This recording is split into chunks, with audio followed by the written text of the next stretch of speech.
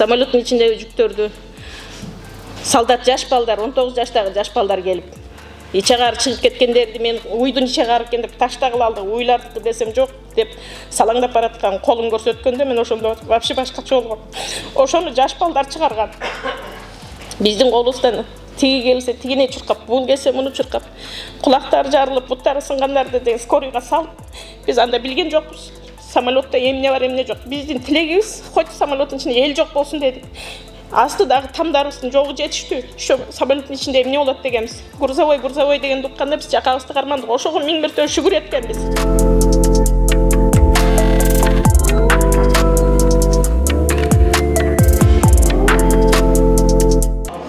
Самолет düşkөн жерден почти 500 метр алыстыкта турган үйлөр 60 000 доллардан алып кетти. Үйünü vurup кеткендер 6 000 доллар aldı. 6 000 доллар алган киши эмне болот азыр? Азыр квартирада. Шаарда жашайбы? Шаарда, шаар чечик жакта бир жерде жашайт. Квартирада жашайт. Бүгүн ошону мен телефонну таппадым, чакырайын. Үйү чоң беле? Чоң үй, жаңы салынган 4 комнат. Жок болуп кеткен. Үйünü урган мынанча bir 30 сантиметр крыша полный кеткен. Биринчи ошонун үйünü урган. Siz özünüzdün үйүңүз? Менин үйüm şu samolyot kelip как раз şu menin eşiğin aldıda jarılgan.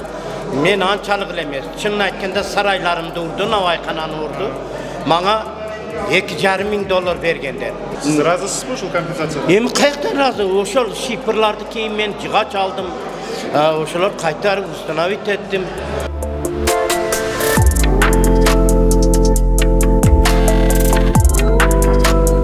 Men айтып отпаймын, мен 5 метр, 10 метр алдымда кулаган кагылайын. Ошо эмнеде самолеттин кулаганында биринчи менин звонокту мен кылган экенмин. Менин үйүм мындай айнектер талкаланып, эшиктер мындай жаракка кетти, мага жетпей калды. Себеби дегенде менин алдымда бул тарабымда үйдө мындай келе аткан самолет. Өзүңүз жабыркан жоксузбу? Аны өзүм жабыркадым да балам. 2 ай стрессте болдум. 2 ай больница. Ошондон бери мына тапкан нем ошо больницадан башым чыкпай келе атам. Анан көчүрдүм. Мына бүгүн шеке келгенге чейин айттым го жана. Ой, ар бир 5 мүнөт сайын самолет өтүп атат да. 5 мүнөт сайын гүрүлдөп тим эле төбөбүздөн жарылып кеткендей болуп өтүп атат. Эми булардын үнүнүн ачуулугун айтпа. Чоң самолетта грузовойда келет, пассажирде келет, келип атат. Анан көчүр дейбиз да эмне кылабыз? Кандай бир компенсация алдыңызбы? Жок, компенсация албадык, эч нерсе албадык. Болгондо 25 000 сомдон алдык. Элден жардам деп аткан. Жардам. Ошол кезде менин кызым 6 жашта болчу. Стресс алып, азыркыга чейин түндө уйкусунан ойгонуп кеткенде коркот да самолеттин үнүнөнчү. А биз барсак силер тынч отургула деп бизди база берген чын эле. Ким база берген? Ошо барган өкмөттөн барган, сүйлөбөгүлө үйүңөрдөн чыкпагыла деп. Эч жак каршы кыла алган жокпуз биз. Самолет кулагандан кийин келип силерди балдарды ойноткон бир жакка апарган, ошондо чыгарсак тандап апарган ошондой кездеди. Балдарды тег ошондо эч ким карабаган бизди. Ооба. Азыркы чейин стресси бар да, өзүбүздү дагы. Бүт нерсени салган. Ушерп алган. Мен балам деле ооруду ошондой. Өлүктөрдүн арасында жүрүптүр, ошо кичикей болчу ал кезде. Андан кийин мынакей психология жагынан алды. Мен балам деле ооруду, жана Исхак баке деле айтып атпайбы? А мен бирок өкмөткө эч кайрылган жокмун.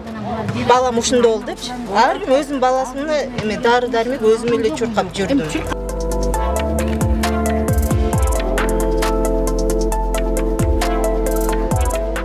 Аксакал, сиз аябай сонун туура сөздөрдү айтып атасыз. Силер көрүп жүргөн, билип жүргөн, кээ бир фундаментти үйгө алып койгондор болушу мүмкүн деп атасыз. Ошолордун баардыгын отуруп, кагазга жазып, этегине мүмкүн болушунча дача суунун баардык тургундарын колуңарды коюп, анан кийин жөнөткүлө. Бул жерде айтылган сөз айтылып калып кала берет. Сиз 3-өөнү айтсаңыз, 5-өөнү унутуп калышыңыз мүмкүн. Келиңиз ошон үчүн баардыгын унутпай кагазга тизмелеп бериңиздер. Мына ушул чоң жардам. Силер комиссияга кирген күндө деле ушуну айтмаксыңар да. Ошондо кылып бергиле бизге. Мындай жапа турмак чогуу иштейли. Жарайбы, ким жооптуу болот ушуга? Бир активистти мындай жаза турган, топтой турган шайлап алып бизге түзүп бергиле, Аксакал.